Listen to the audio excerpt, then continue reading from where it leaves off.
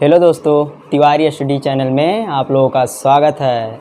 मैं आप लोगों के लिए एक बहुत बेहतरीन ही टॉपिक लेकर के आया हूँ, द सेंटेंस। टॉपिक का क्या नाम है? The sentence.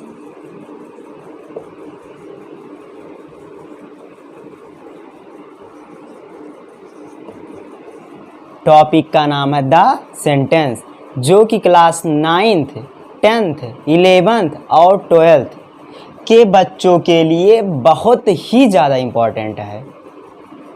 ये क्लास 10th के बच्चों के लिए, स्पेशली 10th के बच्चों के लिए बहुत ही ज़्यादा इम्पॉर्टेंट है।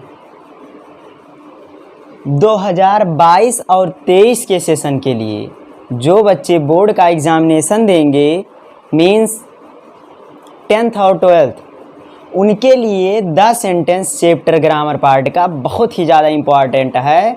इसीलिए हमारा आप लोगों से रिक्वेस्ट है कि इस टॉपिक को आप लोग बहुत ही सीरियस से पढ़िए। ध्यान दीजिए, सेंटेंस क्या होता है, जो ग्रामर का बेस है वही पढ़ा रहे हैं। ये 10th और 9th के पहले टॉपिक का नाम भी है द सेंटेंस। पहला जो टॉपिक है उसका नाम क्या है? The sentence.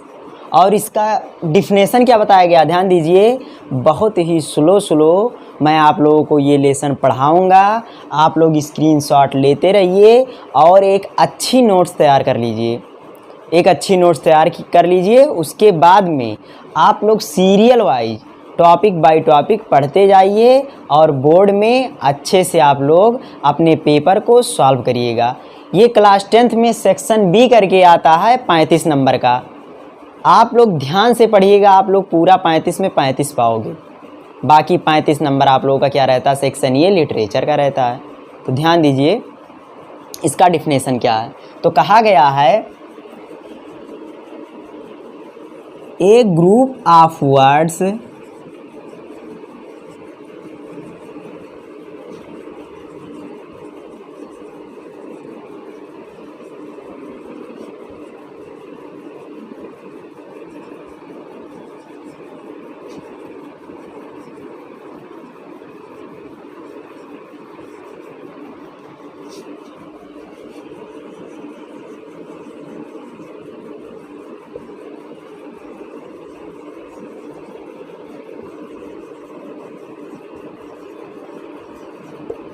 ध्यान दीजिए, a group of words which makes a complete sense is called sentence. A group of words which makes a complete sense, SENSE, is called sentence. ध्यान दीजिए, हिंदी में इसका क्या डिफिनेशन होता है?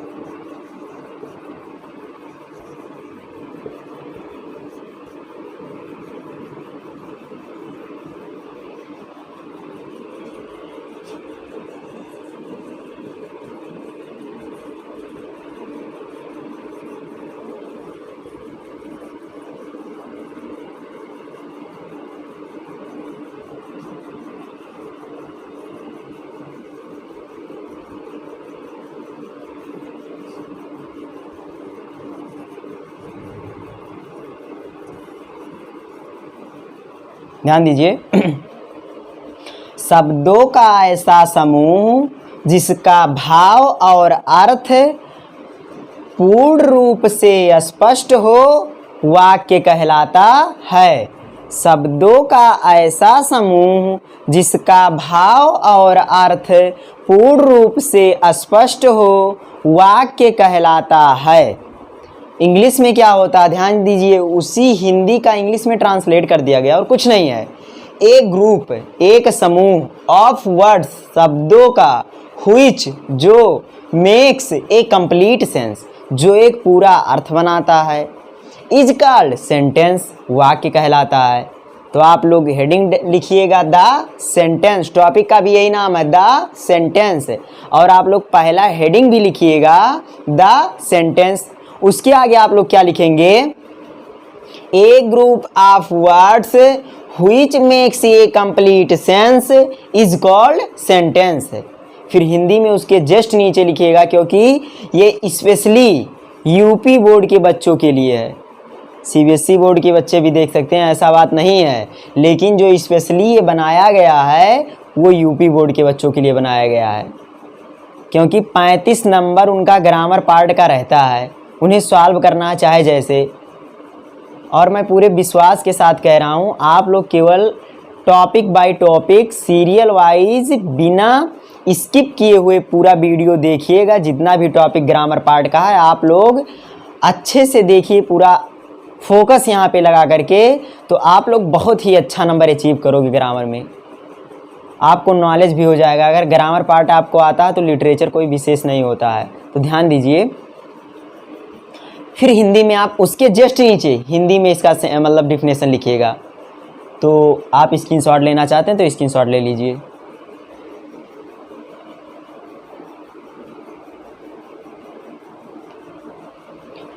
चलिए ठीक है, आगे देखिए आप लोग।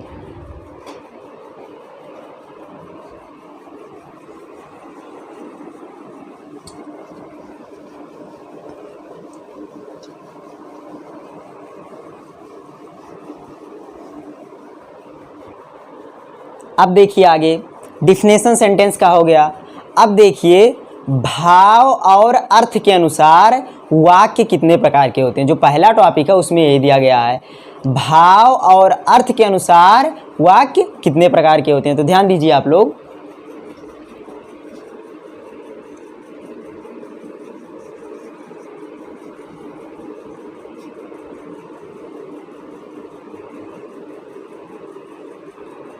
Types of sentence, types of sentence.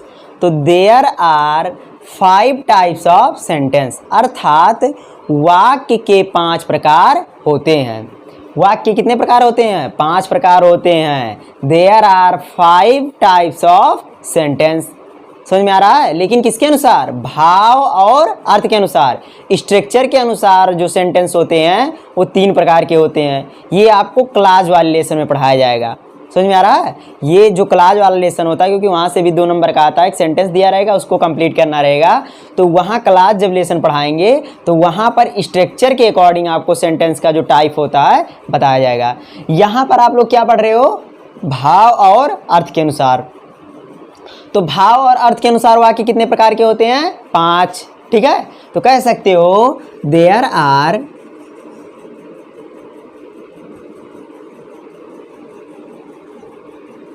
5 types of sentence. Sentence यहाँ पे एस कैपिटल हो गया, इसे इस्तेमाल कर दीजिएगा।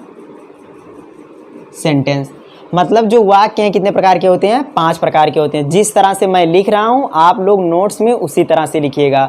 अगर आपको समझ में नहीं आ रहा है तो कमेंट बॉक्स में कमेंट कीजिए, आप लोगों को सॉल्यूशन ज़रूर मिलेगा।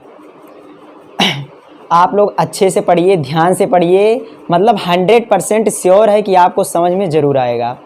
अब देखिए जो पहला टाइप है सेंटेंस का, उसका नाम है असर्टिव सेंटेंस।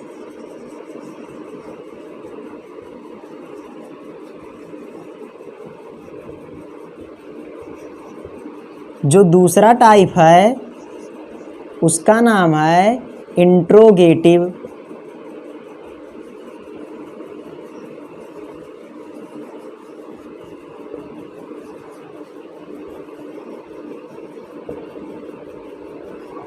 Interrogative sentence. और जो तीसरा है उसका नाम क्या है? इम्परेटिव।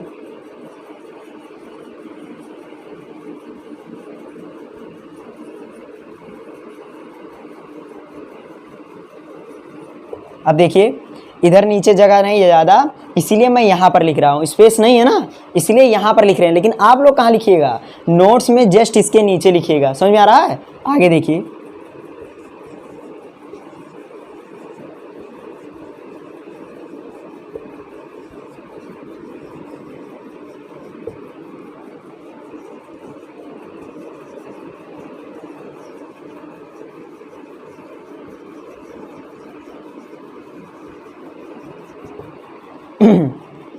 देखिए, assertive sentence, interrogative sentence, imperative sentence, optative sentence और एक्सक्लामेटरी सेंटेंस। भाव और अर्थ के अनुसार वाक्य 5 प्रकार के होते हैं, जो इस प्रकार से हैं: assertive, interrogative, imperative, optative, exclamatory. और एक बात और, आप लोग यहाँ पर शर्म मत कीजिएगा कि अगर आपको स्पेलिंग नहीं आती है तो आप लोग स्पेलिंग रट लीजिएगा। स्पेलिंग देखिए, यूपी बोर्ड के जो भी बच्चे होते हैं उनका इंग्लिश बहुत ही वीक माना जाता है, माना क्या जाता होता है लगभग। तो इसीलिए आप लोगों से रिक्वेस्ट है कि आप लोग स्पेलिंग ज़रूर याद कर लीजिएगा, क्योंकि ज़्यादातर क्या होता है कि टीचर्स, गार्जियंस कोई भी स्पेलिंग ही पूछते हैं। समझ में आ रहा है? तो देखिए, असर्टिव की स्पेलिंग क्या होती है, इंट्रोगेटिव की क्या होती है, इम्परेटिव की, ऑप्टेटिव और एक्सक्लामेटरी। तो स्पेलिंग ज़रूर आप लोग याद करिएगा, ठीक है ना। अब देखिए ये क्या है, असर्टिव सेंटेंस। असर्टिव सेंटेंस का भी डिफिनेशन बताएंगे, और इसमें जो मेन इंपॉर्टेंट है, जो आपके बोर्ड में पूछा जाता है इस टॉपिक से, तो वो मेन इंपॉर्टेंट क्या है, पहचान करना। क्योंकि अगर आप सेंटेंस का पहचान करना नहीं जानते हो तो आप ना डायरेक्ट से इनडायरेक्ट बना सकते हो, ना एक्टिव से पैसिव बना सकते हो, और बहुत जगह जैसे नेगेटिव से इंट्रोगेटिव बनाना हुआ और कुछ हुआ, तो वहाँ पर पहचान आपको आना एकदम ज़रूरी है, पहचानना अत्यंत ज़रूरी है, ये समझ लीजिएगा। यही जो है, यही बेस है आपका। पार्ट आप स्पीच छोड़ रहे हैं क्योंकि 9th और 10th के टॉपिक से मैं पढ़ा रहा हूँ। ज़्यादातर जो मेरा फोकस है वो बोर्ड पर है, सेशन 2022 और 23 के लिए। तो ये आपका हो गया। स्क्रीनशॉट लेना चाहते हैं तो स्क्रीनशॉट ले लीजिए।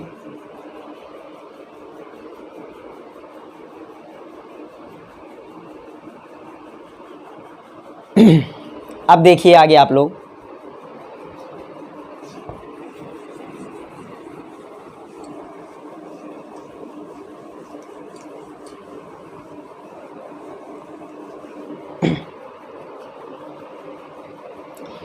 पहला जो बताया गया आपको, उसका नाम क्या है, असर्टिव सेंटेंस।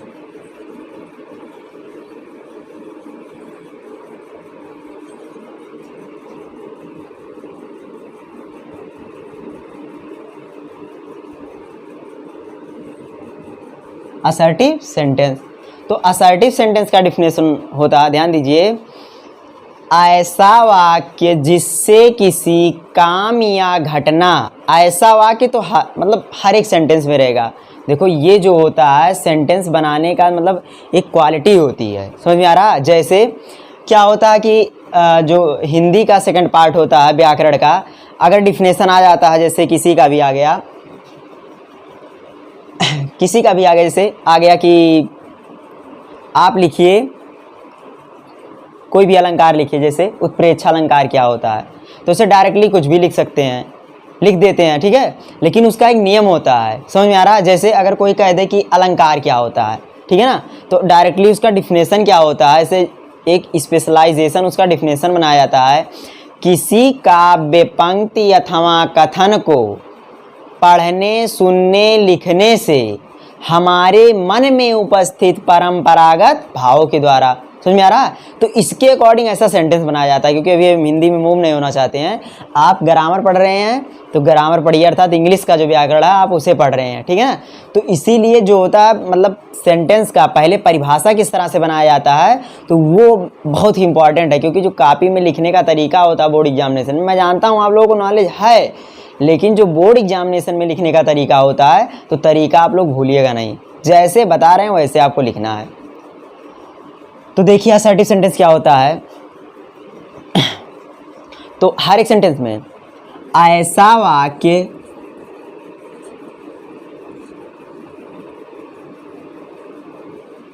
जिससे किसी काम या घटना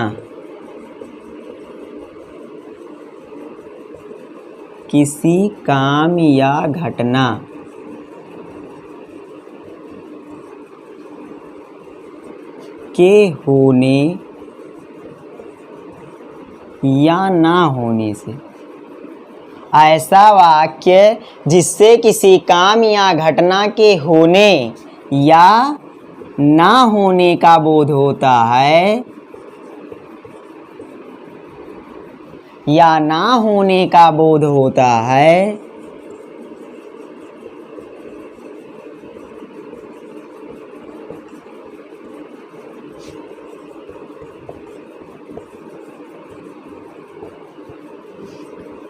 तो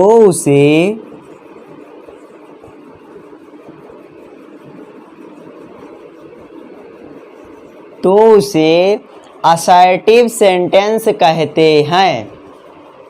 असर्टिव सेंटेंस कहते हैं, तो उसे असर्टिव सेंटेंस कहते हैं।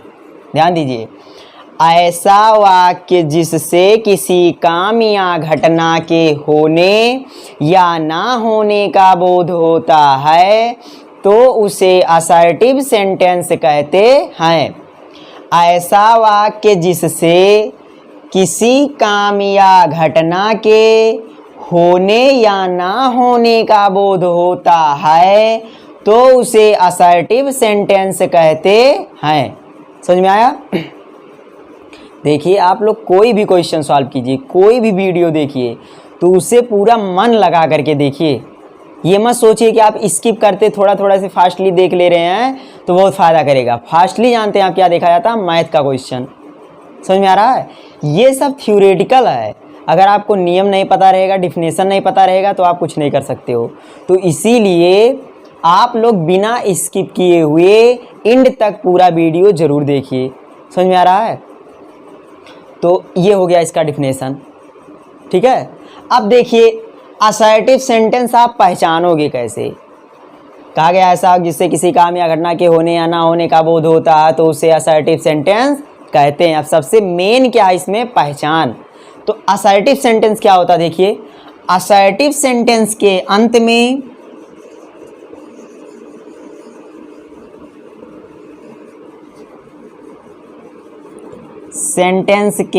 में अंत में फुल स्टॉप,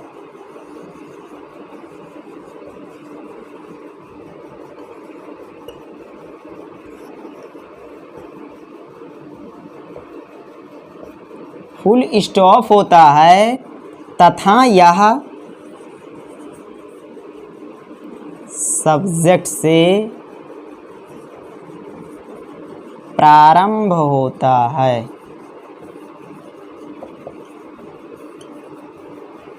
ध्यान दीजिएगा, ऐसा वाक्य जिससे किसी काम या घटना के होने या ना होने का बोध होता है, तो उसे असर्टिव सेंटेंस कहते हैं। असर्टिव सेंटेंस के अंत में फुल स्टॉप, यही चिन्ह होता है फुल स्टॉप का। असर्टिव सेंटेंस के अंत में फुल स्टॉप होता है तथा यह जो सेंटेंस होता है किससे प्रारंभ होता है? सब्जेक्ट से प्रारंभ होता है। समझ में आ रहा है? अब देखिए, कोई भी सेंटेंस लिखा हो, सबसे पहले आप उसके अंत में देखिएगा। कोई भी सेंटेंस लिखा है, अगर कोई कह रहा है ऐसे कोई सेंटेंस लिख करके आपको दे दे, समझ में आ रहा है? या आपसे कोई आपके घर में छोटा बच्चा है, class 3rd 4th 5th 7th में पढ़ रहा है, तो वहाँ पर ऐसे सेंटेंस लिखा रहता है, उसके सामने कोई एक बॉक्स बनाया रहता है और वहाँ आपको सेंटेंस का टाइप लिखना रहता है कि कौन सा सेंटेंस है। समझ में आ रहा है? तो जब आप नहीं जानेंगे, बाय द वे वो लड़का आपसे पूछ लिया, छोटा है, ठीक है, आपके चाचा का लड़का, आपके भैया का लड़का है, छोटा है, आप नहीं बता पाएंगे, थोड़ा शर्मिंदगी महसूस होगी। ठीक है ना? तो इसीलिए आप लोग ध्यान से पढ़िएगा, हर एक क्वेश्चन आप सॉल्व कर सकते हो। ठीक है? तो अब आप देखिए ये नियम, असर्टिव सेंटेंस अगर रहेगा तो उसके अंत में फुल स्टॉप रहेगा और वो किससे चालू होगा? सब्जेक्ट से चालू होगा। समझ में आया? ठीक है, तो आप स्क्रीनशॉट लेना चाहते हैं तो स्क्रीनशॉट ले लीजिए और नोट्स एकदम अच्छे से बनाइए। कोई बहुत टाइम नहीं आप इसमें मतलब खर्च कर रहे हैं। ठीक है ना? आप लोग अच्छे से पढ़िए। 35 मिनट 40 मिनट का जो वीडियो है आप शुरू से एंड तक ज़रूर देखिए, अच्छे से देखिए, पढ़िए, याद कीजिए। वैसे इतना बार डिफिनेशन बता दे रहे हैं कि आपको अच्छे से याद हो जाएगा। समझ में आ रहा है? तो ये आप स्क्रीनशॉट ले लीजिए।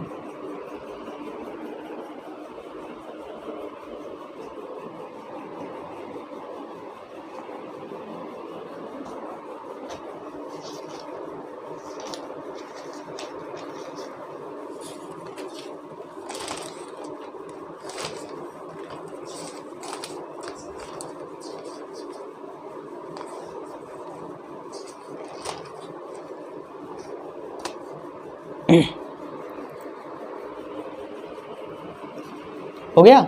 ठीक।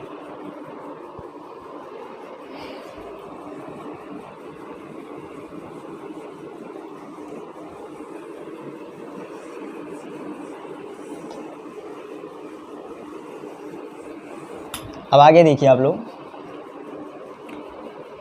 असर्टिव सेंटेंस जो होता है दो प्रकार का होता है। असर्टिव सेंटेंस क्योंकि आप उसमें मतलब डिफिनेशन में पढ़े हो, ऐसा जिससे किसी काम या घटना के होने या ना होने का बोध होता है। ऐसा जिससे किसी काम या घटना के होने या ना होने का बोध होता है। समझ में आया? तो इस एक में तो हो रहा और एक में नहीं हो रहा है, तो जिसमें हो रहा उसे अफर्मेटिव, जिसमें नहीं हो रहा उसे नेगेटिव। तो ध्यान दीजिए, असर्टिव सेंटेंस दो प्रकार के होते हैं।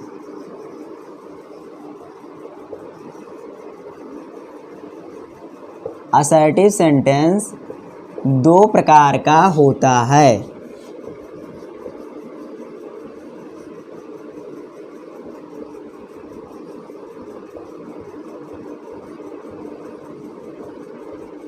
दो प्रकार का होता है। ध्यान दीजिए, पहला है आपका अफर्मेटिव,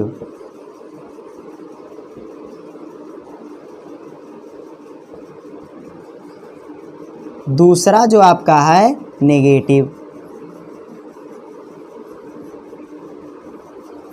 देखिए, मैं ज़्यादा हर चीज़ मिक्स करके नहीं लिख रहा हूँ, बस उतना ही चीज़ लिख रहा हूँ जितना इम्पोर्टेंट है, जिससे आपको समझ में आ जाए कि नोट्स किस तरह बनाना है, क्योंकि आपको नोट्स तो बनाना है हर हाल में।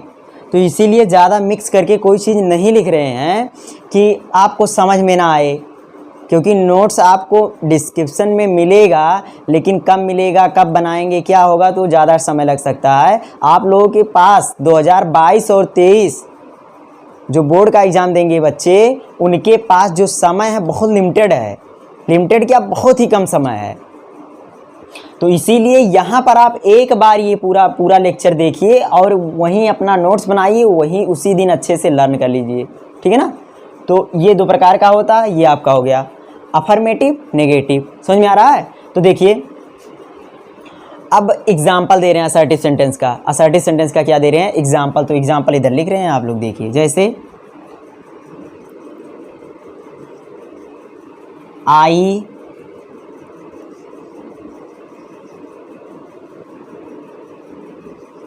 was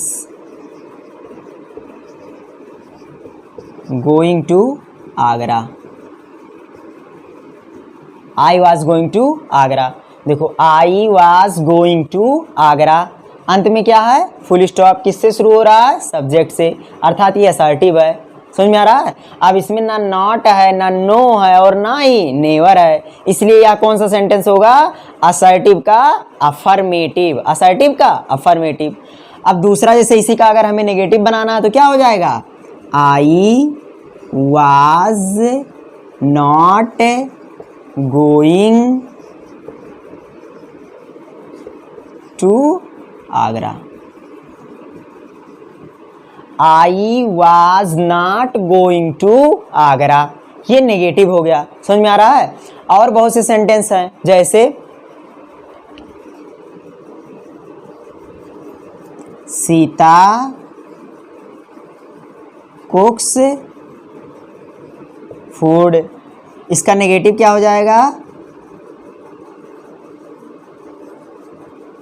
Sita does not cook food. ठीक है? ये जो मतलब चिन्ह है फुल स्टॉप, इसे लगाना मत भूलिएगा। देखिए, सीता कुक्स फूड, सीता खाना पकाती है, बनाती है, तो सीता खाना नहीं बनाती है। समझ में आया? तो ये आप इतना स्क्रीनशॉट ले लीजिए।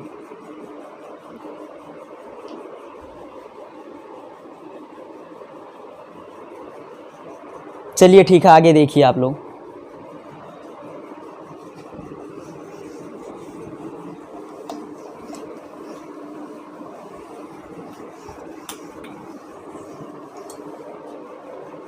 देखिए, अफर्मेटिव। तो अफर्मेटिव क्या होता है, मैं बोल दे रहा हूँ, लिख नहीं रहा हूँ, आप लोग लिख लीजिएगा। अफर्मेटिव क्या होता है? ऐसा वाक्य जिसमें किसी काम या घटना के होने का बोध होता है, उसे अफर्मेटिव सेंटेंस कहते हैं। ऐसा वाक्य जिसमें किसी काम या घटना के होने का बोध होता है उसे अफर्मेटिव सेंटेंस कहते हैं। नेगेटिव क्या होता है? ऐसा वाक्य जिसमें किसी काम या घटना के ना होने का बोध होता है उसे नेगेटिव सेंटेंस कहते हैं। एग्जाम्पल दिया गया था, वो एग्जाम्पल लिख सकते हैं, नहीं तो खुद सोच करके आप लोग एग्जाम्पल लिख लीजिएगा। समझ में आ रहा है? ठीक है, आगे देखिए आप लोग। अगला है आपका इंट्रोगेटिव सेंटेंस। पूरे सेंटेंस में सबसे इजी यही सेंटेंस है, ठीक है ना। मतलब जो ये सेंटेंस है टफ है, लेकिन जो इसका नियम है वो बहुत इजी है। समझ में आ रहा है? तो देखिए आप लोग, अगला जो आपका हेडिंग है दूसरा, इंट्रोगेटिव।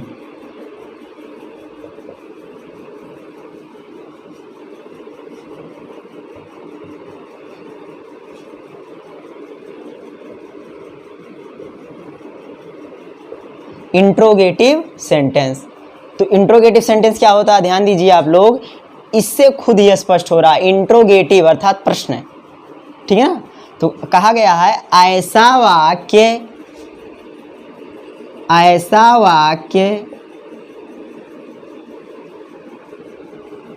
जिससे कोई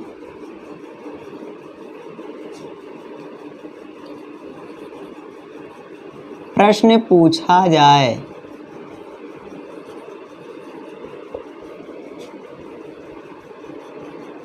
ऐसा वाक्य जिससे कोई प्रश्न पूछा जाए या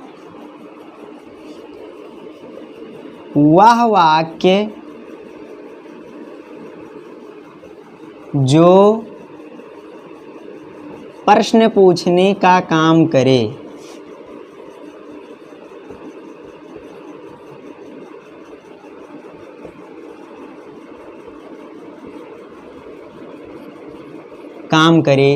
तो उसे इंट्रोगेटिव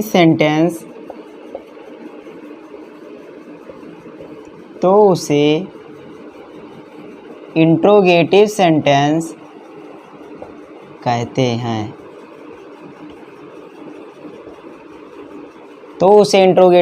कहते हैं। देखिए राइटिंग ठीक से नहीं बन रही है, समझ में आ रहा है, लेकिन आप लोग अपने राइटिंग पर विशेष ध्यान दीजिएगा। समझ में आ रहा है? कक्षा 10 के जो बच्चे हैं, अगर उन्हें टॉप करना है, स्टेट या डिस्ट्रिक्ट में कोई रैंक लेकर के आना है, तो आप लोग अपने हैंड राइटिंग पर विशेष ध्यान दीजिएगा। क्योंकि यूपी बोर्ड में ऐसा होता है, आपको पूरा नॉलेज हो, पूरा आंसर पता हो, फिर भी क्या होता है, नंबर कट जाते हैं राइटिंग की वजह से। आपका हैंड राइटिंग ठीक है, पढ़ने में आप ठीक हैं, तो ये मान करके चलिएगा आपका डिस्ट्रिक्ट या स्टेट में कोई ना कोई स्थान ज़रूर रहेगा। समझ में आ रहा है? तो अपने राइटिंग पर विशेष ध्यान दीजिएगा। अगर राइटिंग नहीं बन रहा है तो एक पेज रोज मतलब हर दिन नकल ज़रूर लिखिएगा, ठीक है ना। ये मत शर्म कीजिए कि मैं 10 में पहुँच गया हूँ तो सिलेबस को छोड़ करके कोई दूसरे टॉपिक पर बहस नहीं करूँगा, ऐसा नहीं है। आप हर एक छोटी से छोटी चीज़ की पूरी जानकारी रखिए। तो ये हो गया। अब दूसरी चीज़ क्या, पहचानोगे कैसे? तो आप जानते हो इंट्रोगेटिव सेंटेंस के अंत में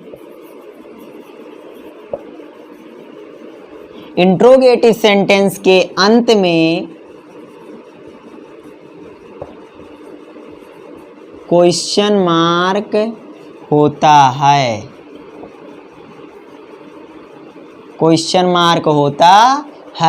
इंट्रोगेटिव सेंटेंस के अंत में क्वेश्चन मार्क होता है। यह सेंटेंस किसी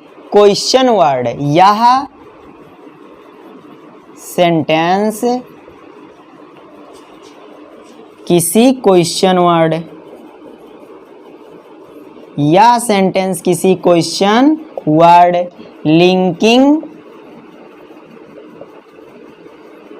वर्ब अथवा हेल्पिंग वर्ब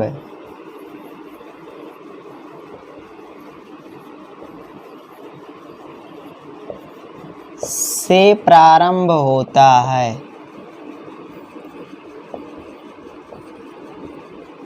देखिए आप टेंशन मत लीजिएगा कि लिंकिंग वर्ब क्या है, हेल्पिंग वर्ब क्या है, क्योंकि बहुत से बच्चे, मुझे पता है ना 9th में ग्रामर अच्छे से पढ़े हैं, ना 10th में पढ़े हैं, और ना ही 8 में पढ़े हैं, ना 7th में पढ़े हैं। अगर आप नहीं पढ़े हैं, अभी तक भी नहीं पढ़े हैं, यहाँ से आप लोग एकदम ध्यान दीजिए, हर एक चीज़ आपको बताया जाएगा। अगर आप यही टॉपिक आप अच्छे से जानते हैं तो आप सब जानते हैं। आपको अभी वर्ब चैप्टर आएगा, वर्ब में आपको लिंकिंग वर्ब, हेल्पिंग वर्ब विस्तार से बताया जाएगा। हेल्पिंग वर्ब किसे कहते हैं, कितने प्रकार का होता है, लिंकिंग वर्ब क्या होता है, किससे प्रारंभ होता है, किसे कहते हैं, सब कुछ आपको एकदम विस्तार से बताया जाएगा। तो आप टेंशन मत लीजिएगा कि ये लिंकिंग क्या होता है, हेल्पिंग क्या होता है। क्वेश्चन वर्ड आप लोग जानते हो, क्वेश्चन वर्ड जैसे जिससे क्वेश्चन किया जाए, जैसे what, how, whose, which, who, whom, समझ में आ रहा है, तो बताया जाएगा, ठीक है ना। तो चलिए ठीक है, स्क्रीनशॉट लेना चाहते तो ले लीजिए।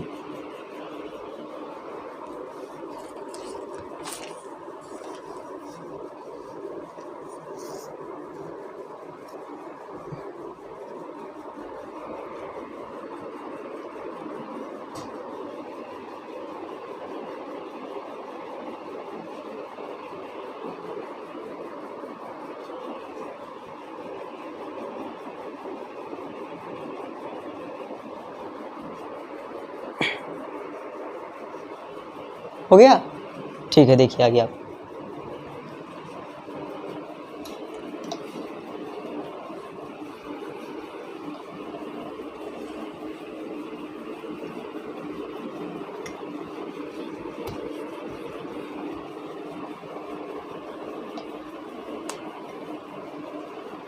आगे देखिए आप लोग, एग्जाम्पल्स देखिए।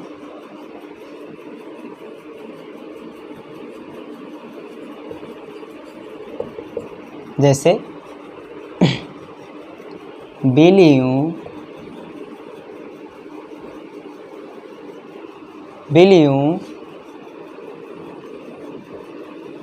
go to market, अंत में क्वेश्चन मार्क।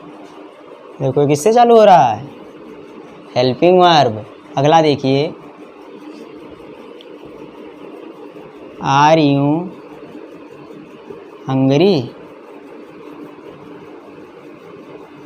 किससे चालू हो रहा है, question word, sorry linking verb. आगे देखिए,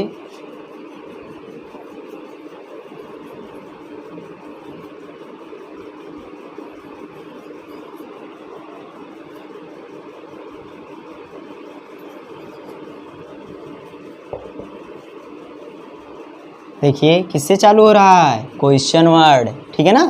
तो ये तीनों हो गया। अंत में क्या है, क्वेश्चन मार्क। अगर किसी भी सेंटेंस के अंत में क्वेश्चन मार्क है तो आपका इंट्रोगेटिव होगा, क्योंकि और किसी भी सेंटेंस के अंत में क्वेश्चन मार्क नहीं होता है। समझ में आ रहा है। फुल स्टॉप तो दो सेंटेंस के अंत में होता है, 3 सेंटेंस के अंत में होता है, लेकिन ये जो क्वेश्चन वर्ड है ये केवल इंट्रोगेटिव सेंटेंस के ही अंत में आप पाओगे, ठीक है ना। तो ये आपका हो गया। अब देखिए, आप आगे देखिए ध्यान से, क्योंकि 3 जो सेंटेंस आपका बहुत इंपॉर्टेंट है, आप लोग इसे अच्छे से पढ़िएगा। Assertive, interrogative, imperative. High school के बोर्ड एग्जामिनेशन में ये तीनों सेंटेंस बहुत ही ज़्यादा, इन तीनों सेंटेंस का यूज है, बहुत ज़्यादा यूज है। 2 सेंटेंस पे आप कम फोकस कर रहे हैं तब भी चलेगा, लेकिन ये जो 3 सेंटेंस हैं इस पर आप विशेष फोकस करिएगा। चलिए देखिए आगे।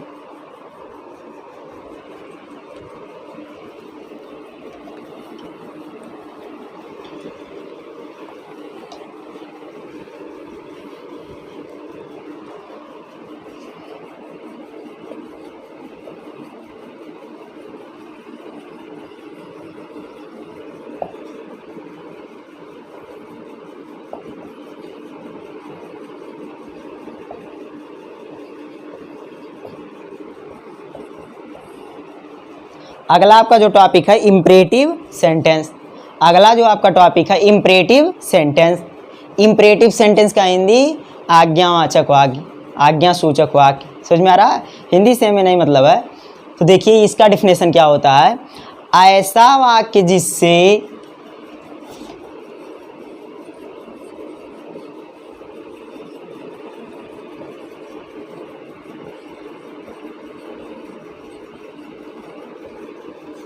किसी आज्ञा, आदेश, सलाह, सुझाव, प्रस्ताव आदि का पता चलता है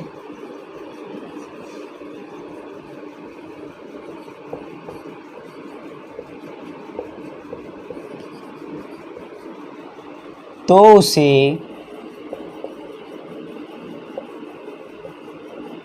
इम्परेटिव सेंटेंस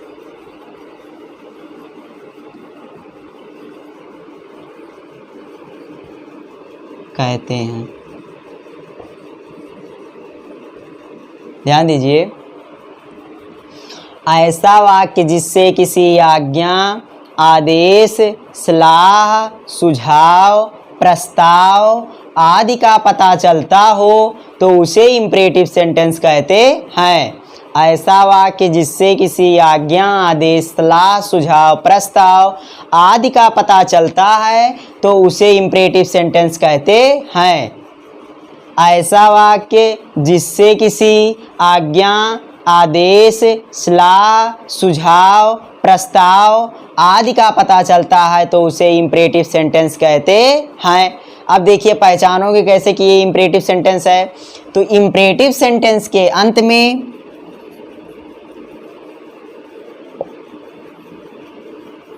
इम्परेटिव सेंटेंस के अंत में फुल स्टॉप होता है।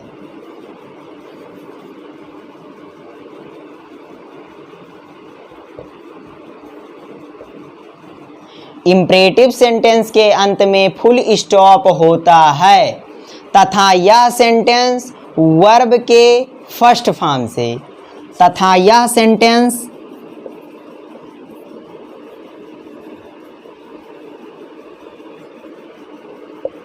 वर्ब के फर्स्ट फॉर्म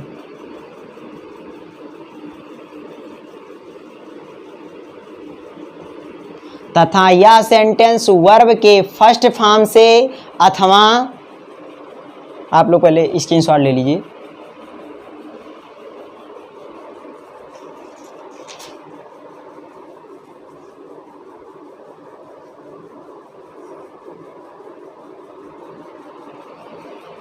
हो गया? ठीक।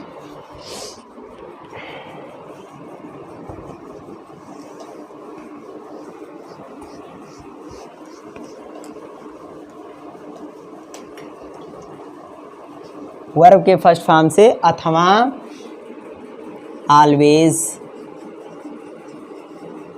Don't, never, please, kindly, sir, let, let's से प्रारंभ होता है। से प्रारंभ होता है। देखो ऐसा वाक्य जिससे किसी आज्ञा, आदेश, सलाह, सुझाव, प्रस्ताव आदि का पता चलता है तो उसे इम्परेटिव सेंटेंस कहते हैं। आज्ञा, आदेश, सलाह, सुझाव, प्रस्ताव आदि का पता चलता है तो उसे इम्परेटिव सेंटेंस कहते हैं। इम्परेटिव सेंटेंस के अंत में फुल स्टॉप लगा होता है तथा यह sentence always, don't, never, please, kindly, sir, let, let's से प्रारंभ होता है। जैसे, मतलब एग्जाम्पल, ठीक है। जैसे open the door,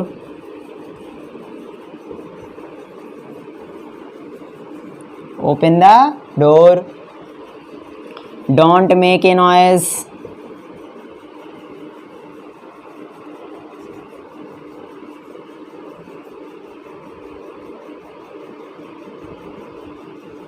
don't make a noise. अगला, नेवर टेल ए लाई।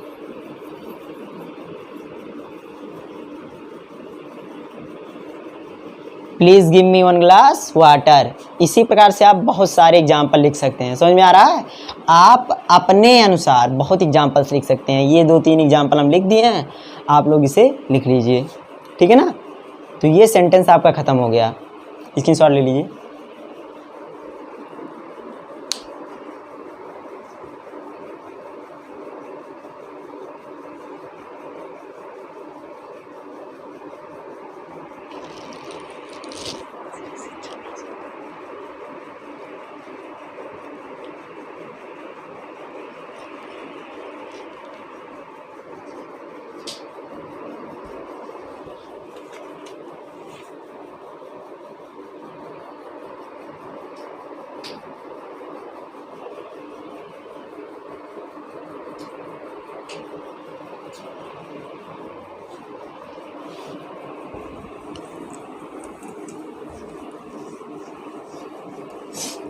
अगला देखिए आप लोग, ऑप्टेटिव सेंटेंस।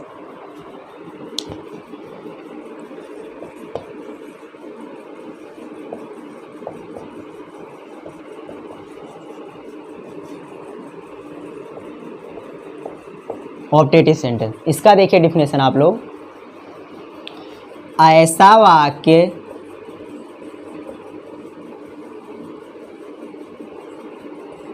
जिससे किसी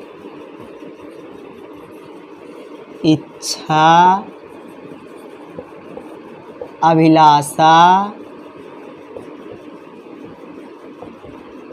ऐसा वाक्य जिससे किसी इच्छा, अभिलाषा, मनोकामना,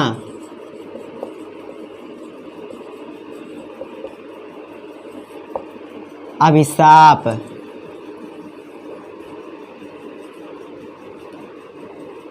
आदि का पता चले,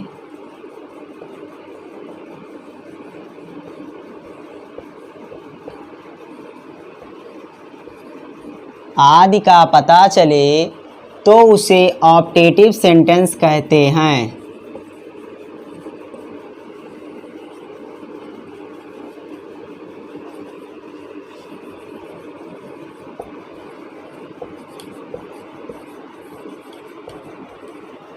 ऐसा वाक्य जिससे किसी इच्छा, अभिलाषा, मनोकामना, अभिशाप आदि के बारे में पता चले तो उसे ऑप्टेटिव सेंटेंस कहते हैं। पहचान कैसे करोगे? ऑप्टेटिव सेंटेंस के अंत में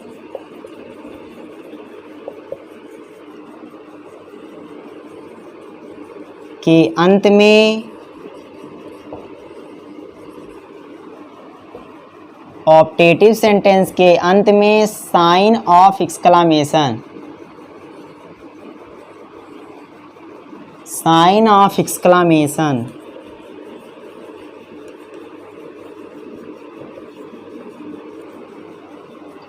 साइन ऑफ एक्सक्लामेशन का चिन्ह लगा होता है।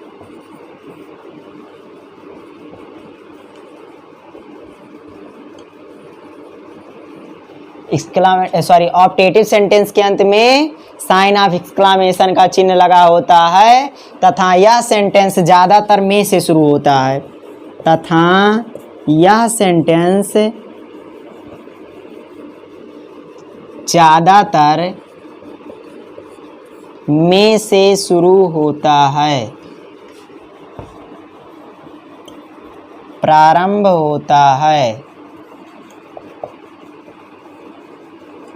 तथा यह सेंटेंस ज़्यादातर में से प्रारंभ होता है।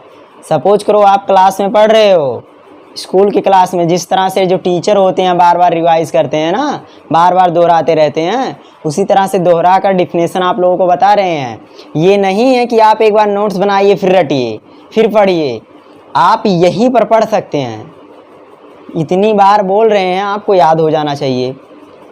ऐसा वाक्य जिससे किसी इच्छा, अभिलाषा, मनोकामना, साप, अभिशाप आदि का पता चले तो उसे ऑप्टेटिव सेंटेंस कहते हैं। ऑप्टेटिव सेंटेंस के अंत में साइन ऑफ एक्सक्लामेशन का चिन्ह लगा होता है तथा यह सेंटेंस ज़्यादातर किससे प्रारंभ होता है? में से प्रारंभ होता है। ठीक है, स्क्रीनशॉट ले लीजिए आप लोग।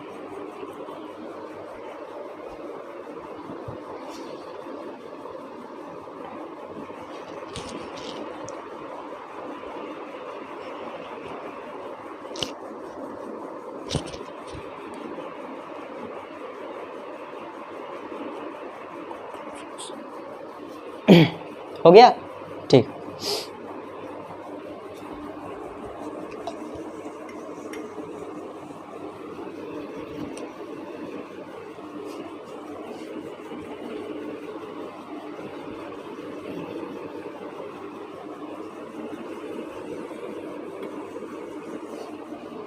ध्यान दीजिए, एग्जाम्पल देखिए,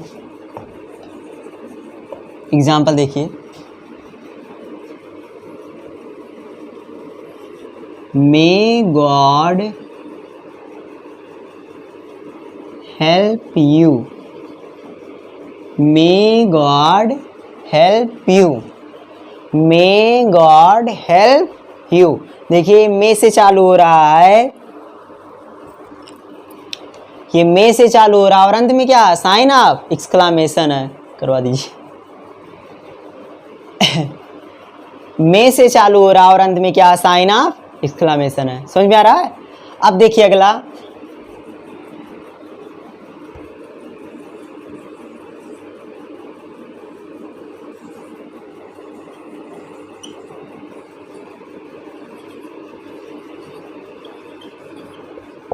मे यू लिव लॉन्ग, मे से चालू हो रहा अंत में क्या है साइन ऑफ एक्सक्लामेशन है। अगला देखिए,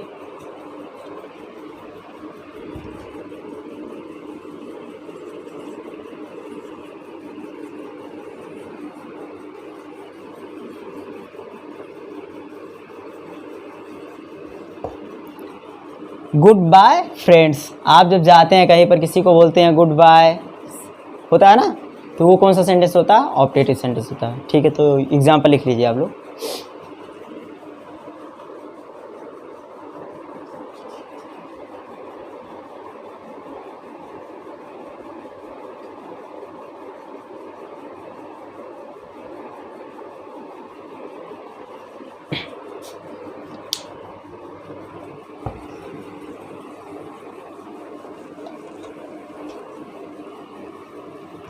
आगे ध्यान दीजिए आप लोग, पांचवा जो आपका एक्सक्लामेटरी,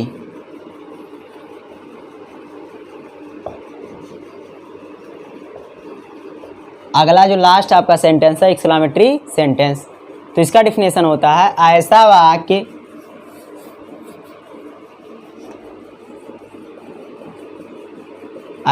वाक्य जिससे किसी दुख, खुशी, घृणा, आश्चर्य,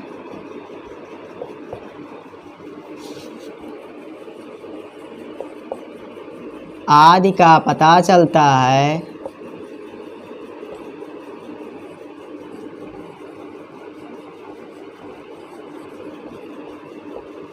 तो उसे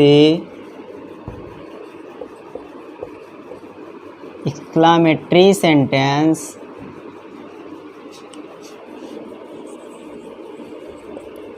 कहते हैं। ऐसा वाक्य जिससे किसी दुख, खुशी, घृणा, आश्चर्य आदि का पता चलता हो तो उसे एक्सक्लामेटरी सेंटेंस कहते हैं। ऐसा वाक्य जिससे किसी दुख, खुशी, घृणा, आश्चर्य आदि का पता चलता हो तो उसे एक्सक्लामेटरी सेंटेंस कहते हैं। दुख, खुशी, घृणा, आश्चर्य, दुख, खुशी, घृणा, आश्चर्य आदि का पता चलता हो तो उसे एक्सक्लामेटरी सेंटेंस कहते हैं। समझ में आ गया। अब देखिए आगे आप लोग पहचानोगे कैसे कि एक्सक्लामेटरी सेंटेंस है। तो एक्सक्लामेटरी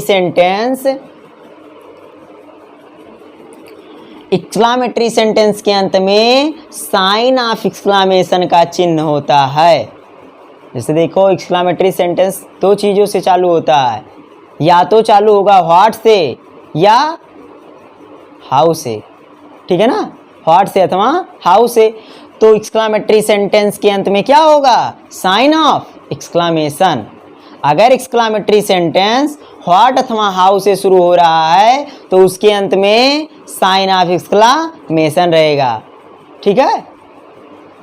और अगर एक्सक्लामेटरी सेंटेंस किसी इंटरजेक्शन से चालू हो रहा है तो उस इंटरजेक्शन के तुरंत बाद क्या होगा, साइन ऑफ एक्सक्लामेशन होगा और अंत में क्या होगा, फुल स्टॉप होगा। समझ में आ रहा है?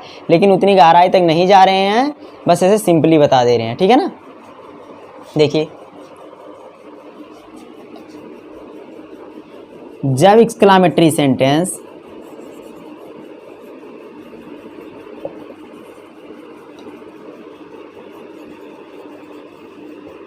व्हाट अथवा हाउ से प्रारंभ होता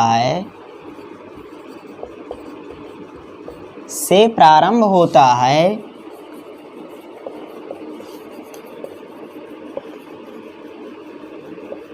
तो एक्सक्लामेटरी सेंटेंस के अंत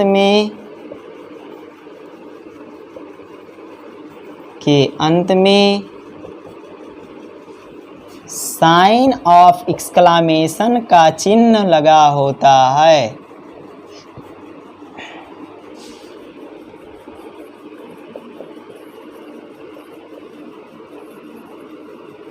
साइन ऑफ एक्सक्लामेशन का चिन्ह लगा होता है तथा जब एक्सक्लामेटरी सेंटेंस किसी इंटरजेक्शन से प्रारंभ होता है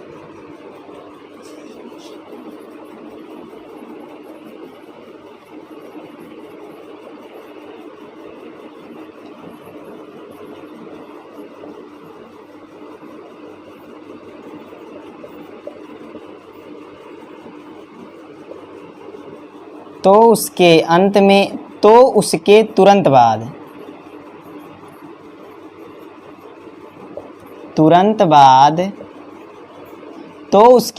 बाद ऊपर लिख दे रहे हैं, जगह नहीं है, ऊपर लिख दे रहे हैं, इसको मिटा करके ध्यान दीजिए। तो उसके तुरंत बाद साइन ऑफ एक्सक्लामेशन तथा वाक्य के अंत में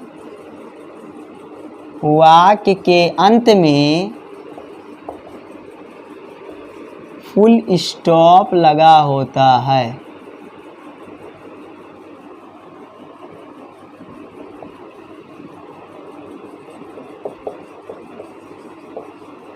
ठीक है। ऐसा वाक्य जिससे किसी दुख, खुशी, घृणा, आश्चर्य आदि का पता चलता तो उसे एक्सक्लामेटरी सेंटेंस कहते हैं। जब एक्सक्लामेटरी सेंटेंस व्हाट अथवा हाउ से शुरू होता है तो उसके अंत में साइन ऑफ एक्सक्लामेशन लगा होता है तथा जब एक्सक्लामेटरी सेंटेंस किसी इंटरजेक्शन से शुरू होता है तो उसके तुरंत बाद साइन ऑफ एक्सक्लामेशन तथा वाक्य अंत में फुल स्टॉप लगा होता है। स्क्रीनशॉट ले लीजिए आप लोग, उसके बाद में एग्जाम्पल्स दे दें।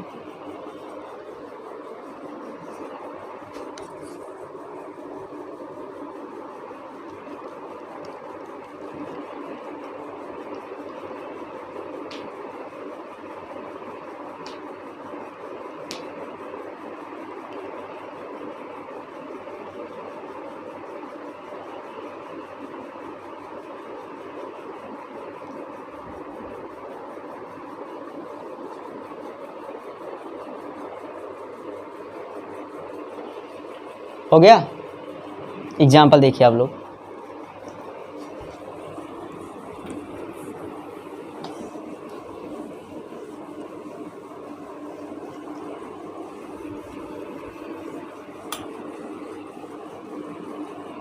एग्जाम्पल देखिए,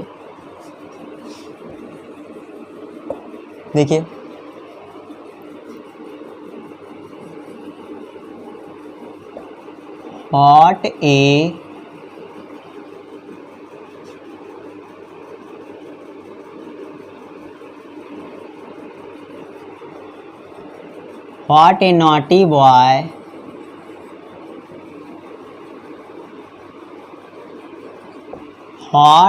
a naughty boy you are।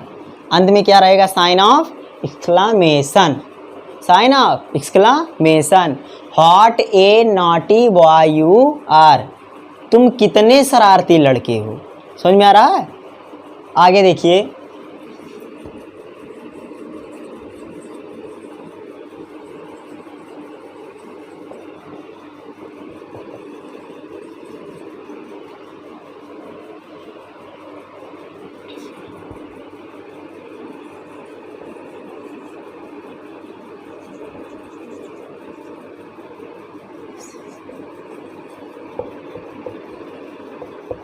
अगला है how a beautiful flower this is. How a beautiful flower this is. अगला देखो, हुर्राह, इंटरजेक्शन से चालू कर रहे हैं, हुर्राह। जब मैच जीतते हैं अंग्रेज लोग तो ऐसे पीटते नहीं हैं, hurrah hurrah, we have won the match, तो वही चीज लिख रहे हैं यहाँ पर, hurrah we have won the match.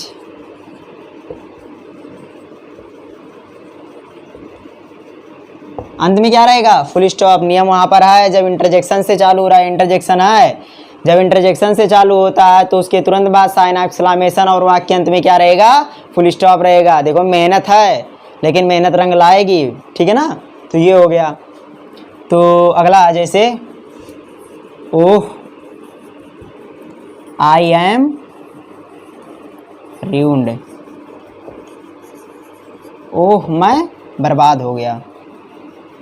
ये इंटरजेक्शन, इसके तुरंत बाद साइन एक्सक्लेमेशन, अंत में क्या रहेगा, फुल स्टॉप रहेगा। स्क्रीनशॉट ले लीजिए फट दे, ये स्क्रीनशॉट ले लीजिए। आप लोगों का लेक्चर यहाँ पर समाप्त हो गया। आपका जो टाइप्स ऑफ सेंटेंस अर्थात द सेंटेंस था, ये टाइप्स ऑफ सेंटेंस था, वो ख़त्म हो गया। कल आप लोगों को पढ़ाएंगे पार्ट्स ऑफ सेंटेंस, वो और बहुत ज़्यादा इम्पॉर्टेंट है। तो इस तरह ये आप लोग पूरा पढ़ लीजिएगा, ध्यान से अच्छे से नोट्स तैयार कर लीजिए और पूरा टॉपिक अच्छे से पढ़ करके याद कर लीजिएगा। अगर कोई चीज़ नहीं समझ में आ रही है तो आप कमेंट बॉक्स में कमेंट कीजिए, उसका सॉल्यूशन आपको ज़रूर मिलेगा। धन्यवाद। अगर हमारा वीडियो आप लोगों को पसंद आया है तो हमारे चैनल को आप लोग सब्सक्राइब कीजिए और ज़्यादा से ज़्यादा वॉच कीजिए। धन्यवाद।